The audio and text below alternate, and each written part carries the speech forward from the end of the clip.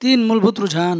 नमस्कार दोस्तों, एक बार फिर स्वागत है आपका अपने चैनल ज्ञान गुरुजी में। और मैं हमेशा की तरह आप लोगों के सामने प्रस्तुत हूँ लेकर पुस्तक रिटायर यंग रिटायर रिच का नेक्स्ट पेशकश, जो होने वाला है भाग 29।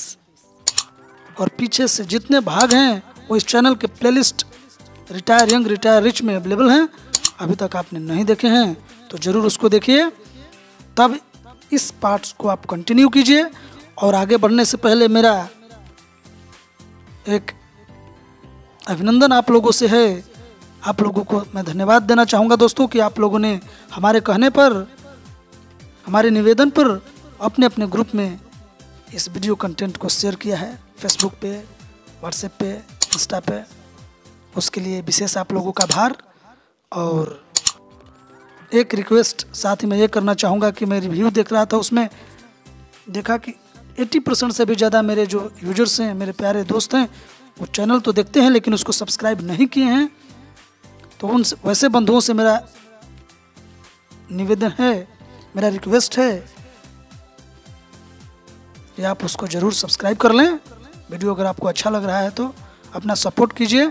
और इस तरीके से अगर सपोर्ट आप लोगों को मुझे मिलता रहा तो मैं भविष्य में भी वचन देता हूँ, ऐसे वीडियो लाने में कभी कोई हिचकिचाहट नहीं करूँगा और आप लोगों का सेवा वीडियो के माध्यम से करता रहूँगा। तो चलिए शुरू करते हैं। तीन मूलभूत रुझान। उससे पहले प्लेलिस्ट बन चुका है, बहुत 4-5 प्लेलिस्ट है, आप उसमें मेरे पुस्तक है उसको जाके देखिए। जैसे जैसे आपको किस चीज़ की ज़रूरत होती है एक सफल बनने के लिए, एक सक्सेसफुल जीवन में, बिजनेस में, व्यापार में, व्यवहार में, जो जो चीज़ की ज़रूरत होती है, मैं जो पुस्तक इस चैनल पे अपलोड करता हूँ ना दोस्तों, उसको रिसर्च करने के बाद मुझे लगता है कि ये आप लोगों के रियली जीवन में वैल्यू ऐड करेगा। ये ज़िंदगी में मोस्ट वैल्यूएबल है, आपके केवल एक ही सेक्टर में नहीं, हर सेक्टर में वैसा ही पुस्तक जैसे हर आदमी चाहता है कि मैं अपनी ज़िंदगी में मिलेनियर बनूं।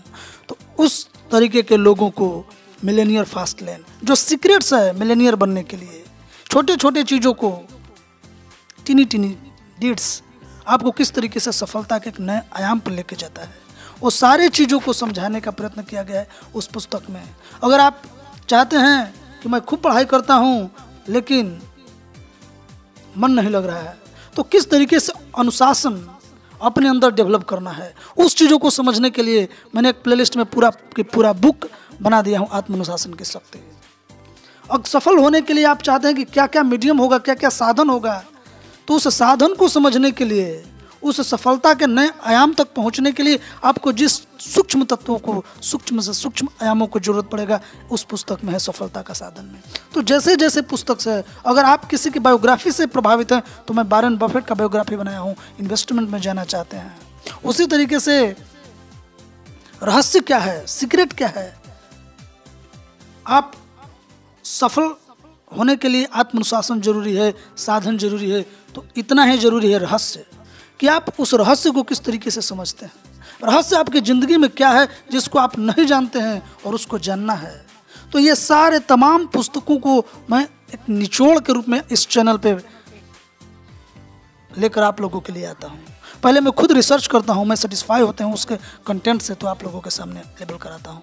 तो मेरा रिक्वेस्ट यही रहेगा कि हर एक पुस्तक जो इस चैनल के प्लेलिस्ट में अवेलेबल है, जो प्लेलिस्ट में नहीं है वो वीडियोस में मिल जाएगा, तो आप जाइए, वहाँ पे बहुत सारे 10 से भी ज़्यादा पुस्तक है। मिलेनियर फास्ट लेन, आत्मानुशासन की शक्ति, सफलता के साधन, retire young retire rich, the secret, इस सब चीज़ों को समझने का प्रयत्न कीजिए और इसको पढ़ने का प्रयत्न कीजिए और अपनी ज़िंदगी को एक नेक्स्ट लेवल पे ले जाने का मैं जितना प्रतिबद्ध हूँ, मेरे अंदर जितना जोश है, आप लोगों को भी उतना ही जोश और जज्बा दिखाना पड़ेगा। बहुत सारे आप लोगों का समय लिया भूमिका बनाने में, उसके लिए मुझे क्षमा कीजिए। और चलिए शुरू करते हैं आप लोगों के सामने तीन मूलभूत रुझान। तो ये कौन कौन से तीन मूलभूत रुझान है दोस्तों, आइए इस पुस्तक में देखते हैं। तीन मूलभूत रुझान होते हैं जो पेपर एसेट्स और बाकी सभी निवेश साधनों को प्रभावित करते हैं। एक है चढ़ता बाजार, जिसे अक्सर बुल मार्केट कहा जाता है। दूसरा रुझान है गिरता बाजार, जिसे बियर मार्केट कहा जाता है। तीसरा रुझान है झूलता बाजार, जो न नीचे गिरता है और न चढ़ता है बल्कि तिरछा चलता है। परिष्कृत निवेशक अलग अलग रुझानों के लिए अलग अलग रणनीतियों का प्रयोग करता है। औसत निवेशक के पास सिर्फ एक ही रणनीति होती है और वह इसी का प्रयोग तीनों रुझानों में करता है। इसलिए वो अंततः नुकसान उठाता है। लंबे समय के लिए निवेश करने का विचार बुनियादी तौर पर अच्छा है, लेकिन सिर्फ एक ही रणनीति से दीर्घकालीन निवेश करना परिजनों के निवेश का तकनीक है। जानवर भी मौसम के बदलाव के बारे में जागरूक रहते हैं। चाहे जाड़े की पहली ठंडक आती है तो ज्यादातर जानवर जान जाते हैं और उन्हें जाड़े के लिए परिवर्तन की तैयारी करने की जरूरत है। यही परिष्कृत निवेशकों के बारे में भी सही है। सिर्फ औसत निवेशक ही अपने वित्तीय सलाहकार के शब्दों पर यकीन करता है। लंबे समय के लिए निवेश करो, भले ही बाजार नीचे जा रहा है, लेकिन खरीदो और रोक कर रखो। Buy and hold. जब जानवर तो क्या जान लेते हैं कि कब स्थिति बदलती है दोस्तों, तो इंसान को इतने स्मार्ट क्यों नहीं होना चाहिए? Why don't man should be smart to understand his reality? किसी के बातों पर आंख मूंद कर भरोसा नहीं करना चाहिए। अपने दिमाग को लगाइए, इन्वेस्ट कीजिए और बी स्मार्ट। Moving average. रुझान खरीदार और बेचने वाले द्वारा तय होते हैं। अगर खरीदने वाले ज्यादा हैं तो रुझान ऊपर की तरफ होगा, अगर बेचने वाले ज्यादा हैं तो इसलिए रुझान नीचे की तरफ होगा। औसत निवेशक राहत महसूस करता है जब उसका वित्तीय सलाहकार उसे बताता है बाजार पिछले 40 सालों से ऊपर गया है। परिष्कृत निवेशक दीर्घकालीन एवरेज नहीं देखता है, वह तो मूविंग एवरेज देखता है। जिस तरह सर्फर हर दिन लहरों को उठाना या गिराना देखता है, उसी तरह परिष्कृत निवेशक बाजार में पैसा अंदर जाने और बाहर जाने के उतार चढ़ाव को देखता है। परिष्कृत निवेशक चार्ट देखता है, क्योंकि ये चार्ट उसे बता देते हैं कि रणनीति कब बदलनी है। When to change strategy। नीचे दिया गया डायग्राम मूविंग एवरेज का है, जैसा कि पहले बताया जा चुका है। फंडामेंटल निवेशक फाइनेंशियल स्टेटमेंट और मैनेजमेंट टीम देखते हैं, जबकि टेक्निकल निवेशक चार्ट देखते हैं और वे नीचे दिया गया डायग्राम को भी देखते हैं, जो इसमें नीचे दिया गया है। इस चार्ट को समझने की जरूरत है, इसको एनालिसिस करने की जरूरत है, और ये टेक्निकल निवेशक और फंडामेंटल इन्वेस्टर दोनों देखते हैं दोस्तों। पहला बिंदु चढ़ता रुझान है, ये देखिए इधर से चढ़ रहा है, ये दिख रहा है ना आपको, ये चढ़ता हुआ पहला बिंदु चढ़ता हुआ रुझान है, जबकि दूसरा बिंदु गिरता हुआ रुझान है, तीसरा बिंदु झूलता हुआ रुझान है। आपको कैसे पता चलेगा कि रुझान बदल रहा है? How could you determine that the train is changing? क्या बाजार संकेत दे देता है कि यह बदलने वाला है? जवाब है हाँ। यह सटीक विज्ञान तो नहीं है, लेकिन यह निश्चित रूप से अटकल अनुमान और हॉट टिप्स के आधार पर निवेश करने से तो बेहतर है। हम में से ज्यादातर लोग जानते हैं कि मौसम विज्ञानी तूफान की भविष्यवाणी कर सकते हैं। हालांकि मौसम की भविष्यवाणी करना सटीक विज्ञान नहीं है, लेकिन हमें पर्याप्त चेतावनी मिल जाती है कि कोई बड़ा तूफान आने वाला है। टेक्निकल ट्रेडर भी लगभग यही कर सकता है। इसका मतलब है कि जब औसत निवेशक शेयर रोककर प्रार्थना करता है कि बाजार ऊपर बना रहे, उस वक्त प्रोफेशनल इन्वेस्टर जो होता है बेचने में लगे रहते हैं, ताकि तूफान आने से पहले वे सुरक्षित हो जाएं। टेक्निकल ट्रेडर कई चीजों पर नजर रखता है। नीचे दिए गए चार्ट्स एक मशहूर पैटर्न दिखाते हैं जिसकी तलाश टेक्निकल निवेशक करता है। डबल टॉप, ये दोस्तों इस तरीके का चार्ट है। आप अगर नहीं समझना चाहते हैं, आप लोगों को समझ में नहीं है तो कोई बात नहीं, आगे वीडियो कंटिन्यू रखिए, आपको सब समझ में आएगा। चैनल को सब्सक्राइब भी जरूर कर लीजिए। टेक्निकल ट्रेडर्स इस चार्ट को डबल टॉप कहते हैं। इस पैटर्न को देखते हैं कि टेक्निकल निवेशक सावधान हो जाते हैं और अपनी निवेश रणनीतियों को बदलने लगते हैं, बाजार से पूरी तरह बाहर निकल जाते हैं। गौर से देखें, डबल टॉप के बाद शेयर का भाव तेजी से लुढ़का था। डबल बॉटम, ये देखिए डबल बॉटम है, यहाँ बॉटम। ये सब टेक्निकल एनालिसिस है दोस्तों। अगर आपको समझ में नहीं तो कोई बात नहीं, आपको बोर नहीं होना, बस इसमें लगे रहना है। इन्वेस्टिंग क्या है ना, बोरिंग चीज़ होता है, इसमें समय देना पड़ता है। You have to invest your time. कितने लोग हैं अपने मनी और अपने समय दोनों को इन्वेस्ट करते हैं। आप लोग भाग्यशाली हैं कि आपको अपने मनी को तो नहीं इन्वेस्ट करना पड़ रहा, लेकिन समय आप जरूर देंगे तो इस छोटे छोटे सूक्ष्म तत्वों को समझेंगे। और जब आप समझने लगेंगे तो आपके मन में एक विचार उत्पन्न होगा, और यही विचार आपको आगे ले जाकर एक बहुत बड़े सक्सेस ट्री के रूप में आपके सामने प्रस्तुत होगा। चलिए देखते हैं। इसी तरह का पैटर्न बाजार की तलहटी में बनता है। इस पैटर्न को डबल बॉटम कहते हैं। जब टेक्निकल निवेशक इस पैटर्न को देखते हैं तो वे एक बार फिर रणनीति बदल देते हैं और शेयर खरीदने लगते हैं, जबकि औसत निवेशक उम्मीद छोड़कर बेचने लगते हैं। टेक्निकल निवेशकों में कई तरह के पैटर्न्स पर नजर रखनी होती है, हालांकि इनके सही होने से कोई पक्की गारंटी नहीं होती। बहरहाल ये परिष्कृत निवेशक को औसत निवेशकों की तुलना में ज़्यादा अच्छी स्थिति में ले आते हैं, क्योंकि आम निवेशक को तो बाजार के इन संकेतों का जरा भी अंदाजा नहीं होता है। दोस्तों, टेक्निकल निवेशक को एक बड़ा लाभ यह मिला है कि उसके पास अपनी संपत्ति की रक्षा करने के लिए बीमा करवाने का समय होता है।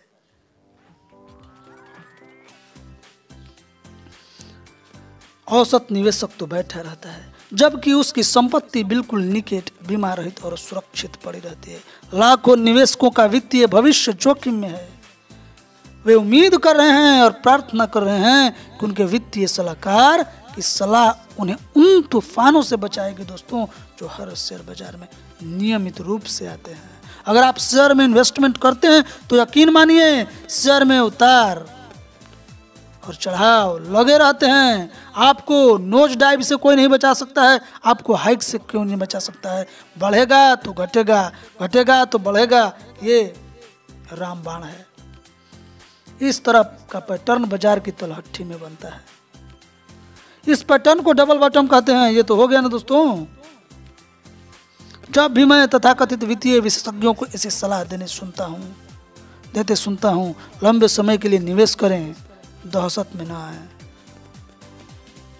दहशत में ना आए, शांत बैठे रहें। हमेशा याद रखें कि बाजार पिछले 40 सालों से औसत से ऊपर गया है।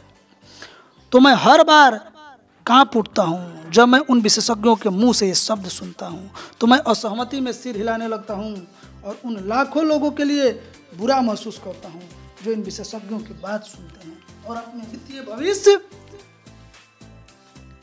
की बागडोर उनके हाथों में थमा देते हैं।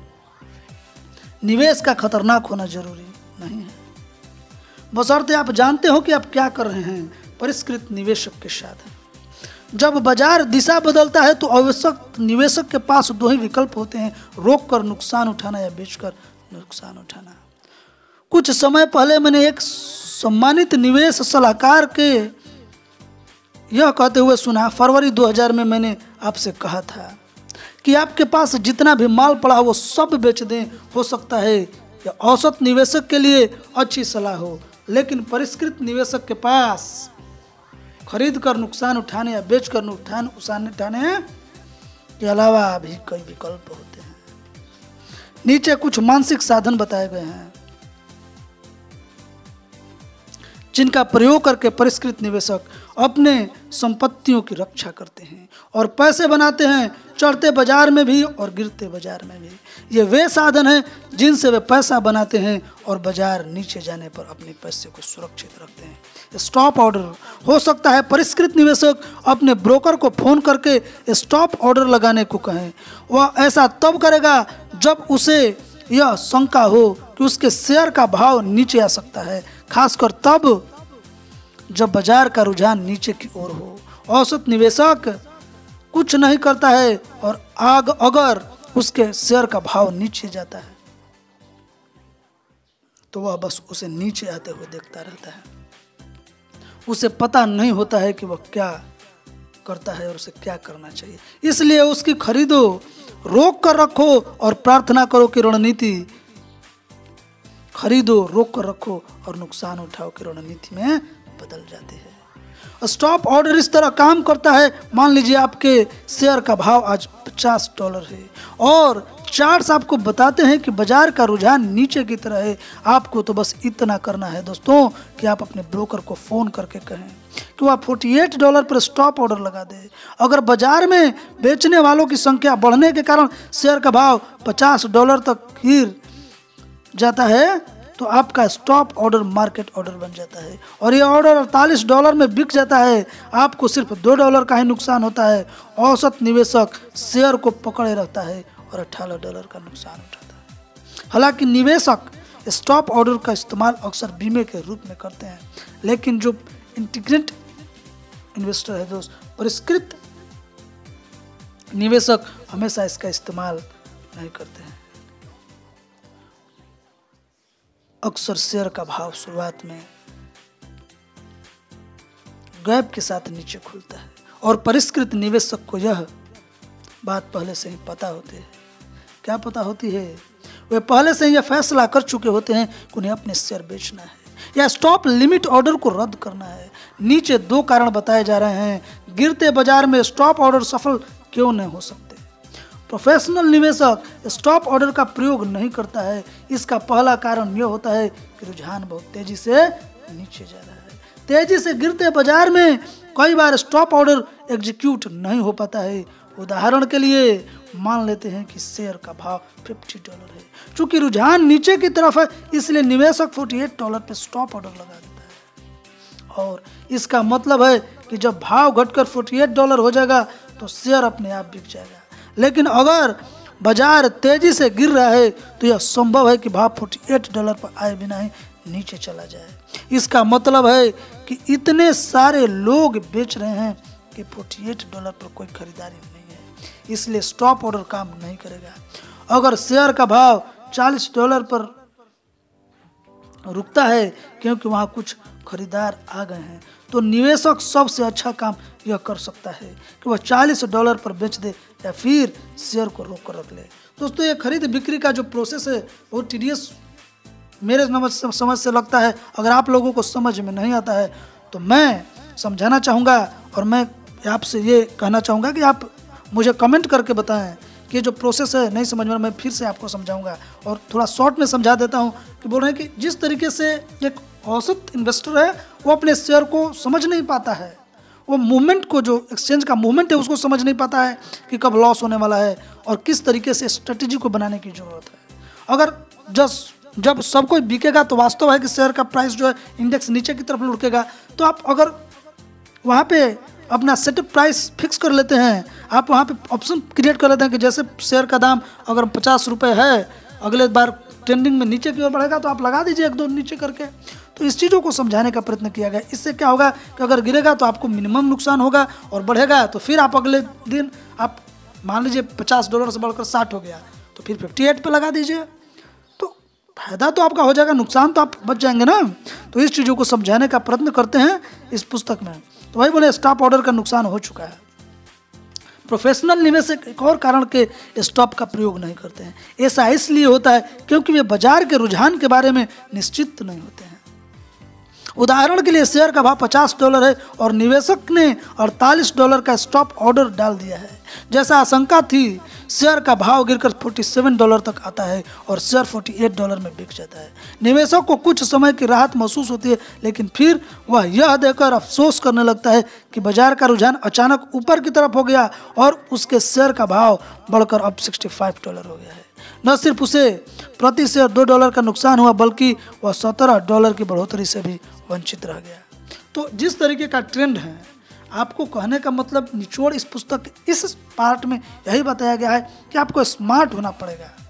तो मूवमेंट क्या है एक्सचेंज का उसको समझना आप लोग की जरूरत, और ये समझ कैसे विकसित होगी, आप रोज नए नए फाइनेंशियल टर्म्स को समझें, रोज फाइनेंस की हैबिट विकसित करें। क्योंकि मैं बार बार यही कहता हूँ, अब मैं नहीं, जितने सारे एक्सपर्ट्स हैं वो दोस्तों यही बताते हैं कि investing is boring process, TDS continue boring process. आपको बहुत लंबे समय तक सीखना पड़ेगा, अपने मस्तिष्क को अपडेट करना पड़ेगा। जैसे आप मोबाइल को अपडेट करते हैं लेटेस्ट वर्जन के लिए, उसी तरीके से आपको अपने ब्रेन को रोज अपडेट करना पड़ेगा हर उस टेक्निकल चीज़ से, क्योंकि ये इन्फॉर्मेशन का एरा है। और इस इन्फॉर्मेशन एरा में आप जब तक अपने आप को इन्फॉर्म नहीं करते हैं, आपको डेली हैपनिंग से अपडेट नहीं करते हैं, तो समझ जाइए कि आप बहुत बड़े रिस्क में हैं, आप बहुत बड़े डेंजर में हैं।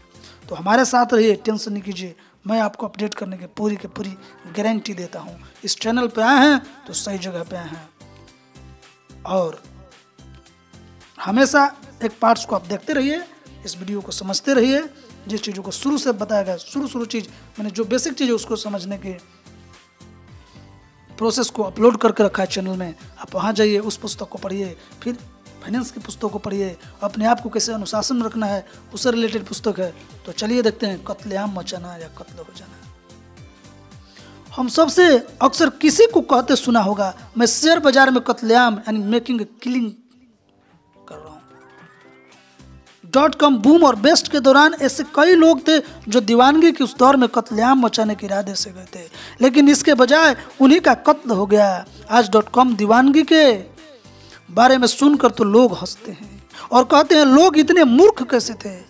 How foolish people are. ज्यादातर लोगों को तो दरअसल उन निवेशकों के बारे में जानते ही नहीं थे, उनके बारे में जानकारी नहीं थी जिन्होंने .com में ऊपर जाते समय भी कत्लेआम मचाया था और नीचे आते समय भी। मेरे एक दोस्त ने .com के IPO की दीवानगी में शेयर खरीदकर दौलत बनाई।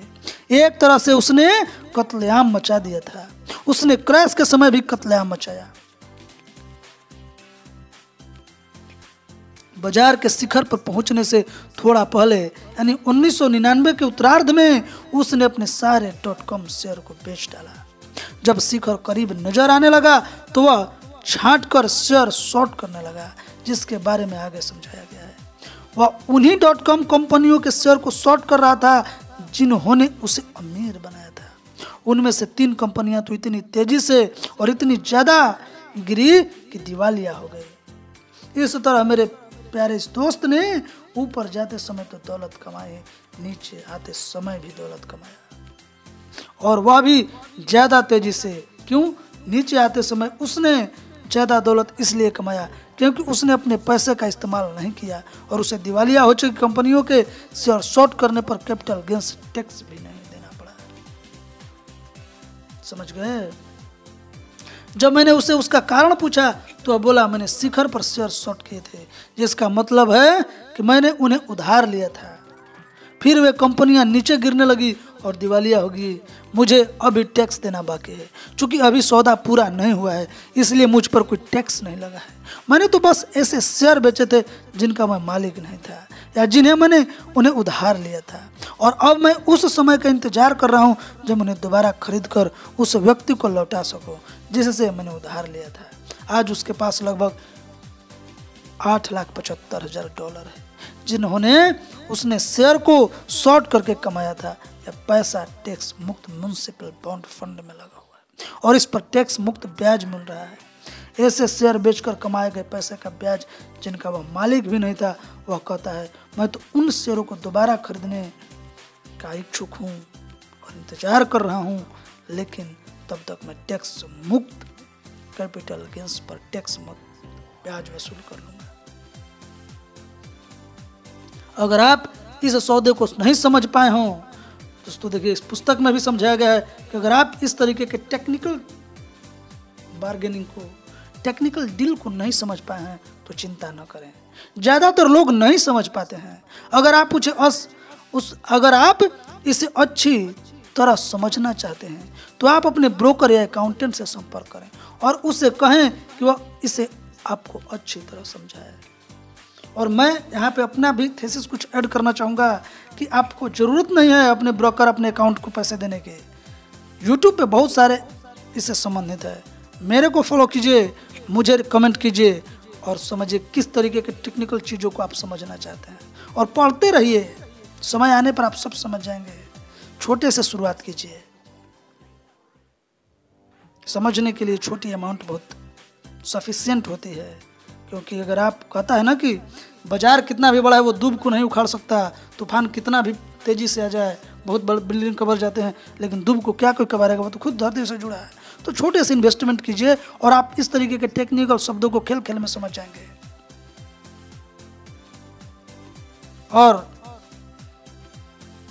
इन्वेस्टमेंट भी नहीं करते तो गेम है, मोनोपोली लाइक गेम खेलिए, मोनोपोली खेलिए। कैश फ्लो क्वाड्रेंट रॉबर्ट का ही ये जो पुस्तक मैं बना रहा हूँ इनके भी एक हैं कैश फ्लो क्वाड्रेंट। पहले शुरू में खेलिए वर्जन 1, उसके बाद 2, समझ में आ जाएगा। तो समझिए, समय दीजिए, कहने का मतलब आप समझ जाएंगे। मुद्दे की बात यह है, अगर आप चढ़ते बाजार में कत्लेआम मचाना चाहते हैं तो आपको यह जानने की भी ज़रूरत है कि गिरते बाजार में कत्लेआम कैसे मचाया जाता है। अगर आप यह नहीं जानते हैं तो अक्सर आपका ही कत्ल हो जाएगा, और ऐसा वे लोग करेंगे जिन्हें गिरते बाजार में कत्लेआम मचाना आता है। स्टॉप जैसे प्रोफेशनल ट्रेडिंग साधनों का प्रयोग के बारे में बहुत कुछ सीखा जा सकता है। इन साधनों से निवेश करने का सिर्फ यही मतलब नहीं होता कि आप ब्रोकर से सेल स्टॉप या दूसरी दिशा में बाय स्टॉप लगाकर कह दें, और परिष्कृत निवेशक को औसत निवेशकों से बहुत ज़्यादा साधनों की जरूरत होती है। अगर उनके पास ये साधन नहीं होंगे तो भी वे कत्ल हो जाएंगे, जबकि उनके साथी कत्लेआम मचा रहे होंगे। समझ रहे हैं ना? परिष्कृत निवेशकों को यह भेदभाव पूर्ण लाभ मिलता है। इसलिए जब मुझसे पूछा जाता है आप औसत निवेशक को क्या सलाह देना चाहेंगे, तो मेरा जवाब एक ही होता है दोस्तों, औसत मत बनो, डोंट बी एन एवरेज। ये इन्वेस्टमेंट के वर्ल्ड में सबसे स्थापित वर्ड एवरेज।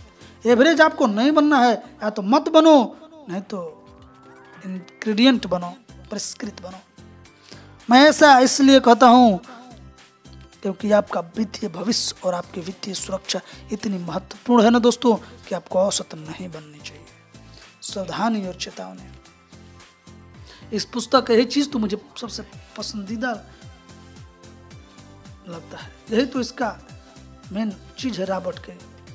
यह पुस्तक टेक्निकल ट्रेडिंग के बारे में नहीं है। स्टॉक पर ऊपर दिया गया उदाहरण बहुत ही सामान्य स्पष्टीकरण है। परिष्कृत निवेशक जानता है कि शॉर्ट का प्रयोग कब और कैसे करना है। ऐसे समय होते हैं जब स्टॉप ऑर्डर अच्छी तरह काम करते हैं, और ऐसे समय भी होते हैं जब वे बिल्कुल काम नहीं करते हैं। इनमें से किसी भी तकनीक का प्रयोग करने से पहले मेहरबानी करके अध्ययन करें, प्लीज प्लीज प्लीज। ये रॉबर्ट का भी विचार है और मेरा पर्सनल ओपिनियन है। Don't imitate this. कॉपी नहीं करेगा, आज पढ़े कल जोश में आके चले गए शेयर बाजार में, गिर जाइएगा, लूज कर जाइएगा। इसलिए प्लीज मेहरबानी करके अध्ययन करें, पूछें, प्रशिक्षण लें, और अनुभव के आधार पे यह डिटरमाइन करें और हासिल करने का प्रयत्न करें।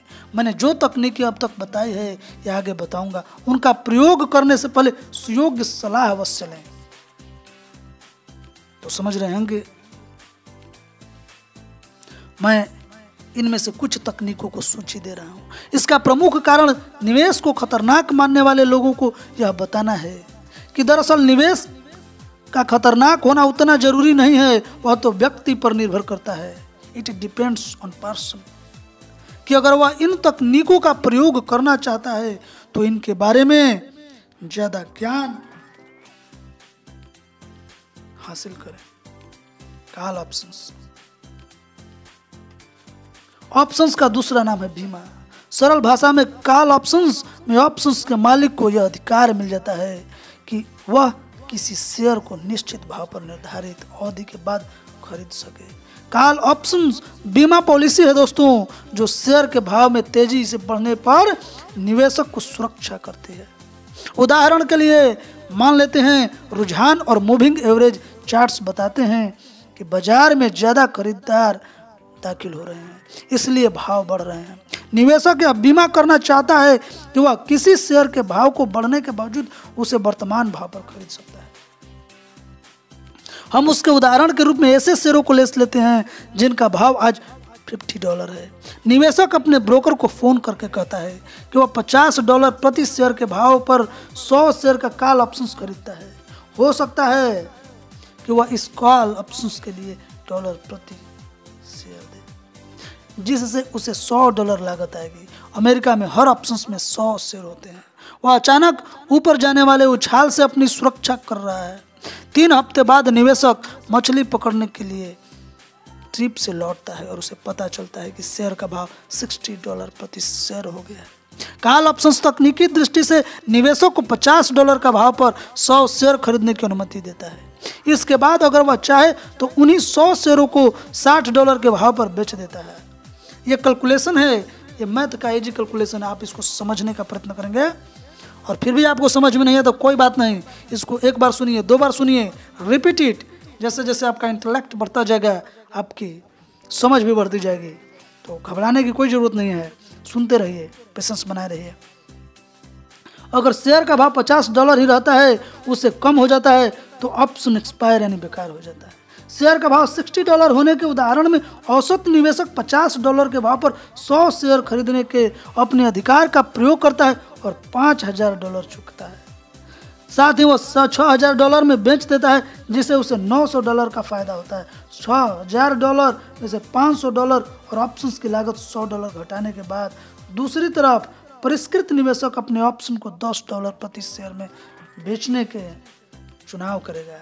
यानी 100 शेयरों की यूनिट को $1,000 में बेचने का, जिससे उसे $900 का लाभ मिलेगा।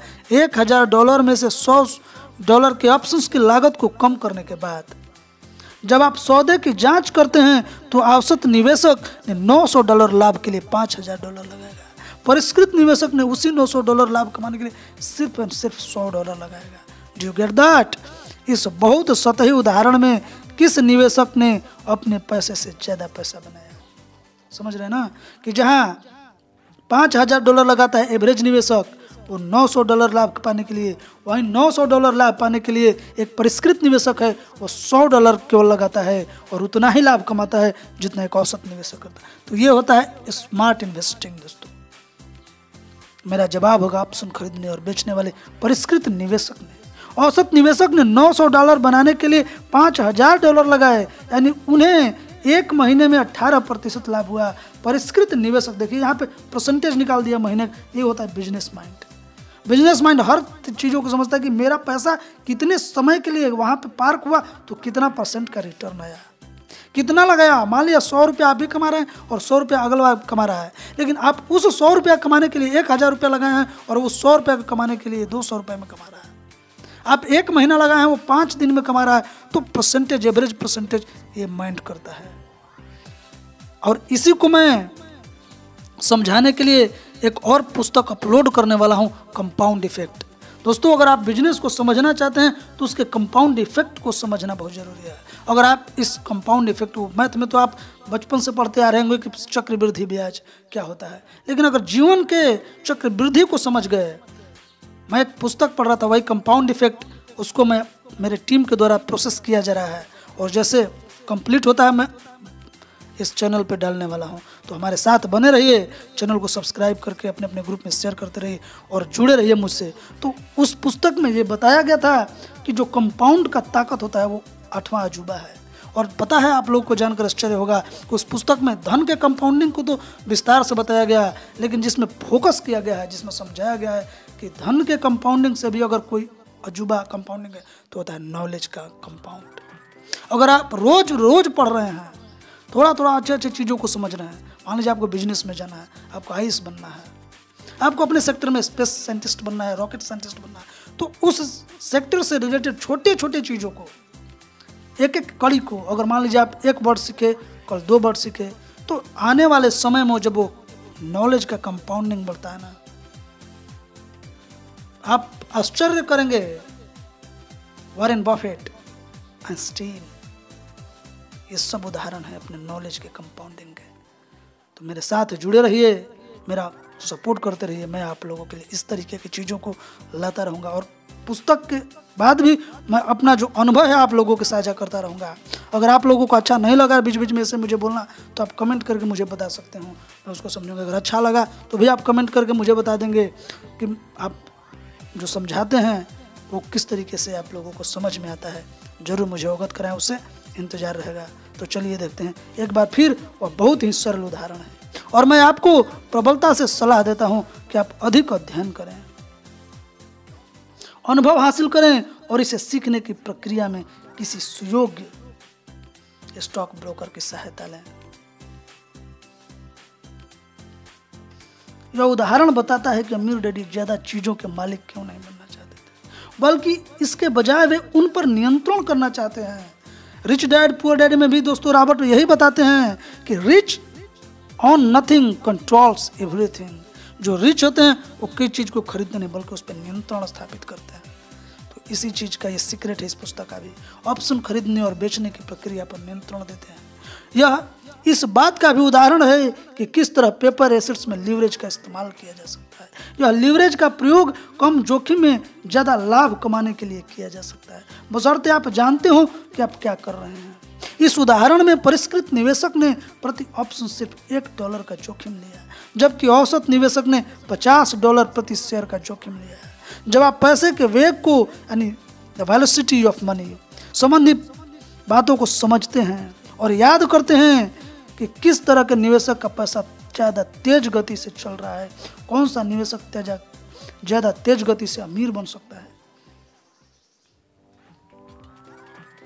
अमीर लोग चीज़ों का मालिक बनना पसंद नहीं करते। देखिए आ गया ना, अमीर लोग चीज़ों का मालिक बनना पसंद नहीं करते हैं। तो दोस्तों आज यहीं तक, मुझे दीजिए इजाज़त। चैनल को अभी तक सब्सक्राइब नहीं किए हैं और यहाँ तक आ गए हैं तो मैं मानता हूँ कि आप मेरे साथ ही नहीं अपने साथ भी धोखा कर रहे हैं, क्योंकि सीखने का नाम है ईमानदारी। और अगर आप में इतना सा ही ईमानदारी नहीं है कि चैनल पे अगर इस कंटेंट को सुन रहे हैं तो वीडियो को सब्सक्राइब करके शेयर कर दें, तो मैं क्या कहूँगा आपसे, खुद आप समझदार होंगे। तो चैनल को सब्सक्राइब जरूर कीजिए और अपने ग्रुप में शेयर कीजिए। भले कुछ भी कीजिए लेकिन अपना ख्याल रखना न भूलिए। सबसे ज़िंदगी में 2 ही चीज़ जरूरी होता है, एक पैसा और स्वास्थ्य। तो अपना ख्याल रखिए, अपने फाइनेंशियल इंटेलिजेंस को बढ़ाइए, दोनों हेल्थ, पर्सनल हेल्थ और फाइनेंशियल हेल्थ पर ध्यान रखिए। इसी के साथ मुझे दीजिए इजाज़त। जय श्री राम, जय हिंदुस्तान।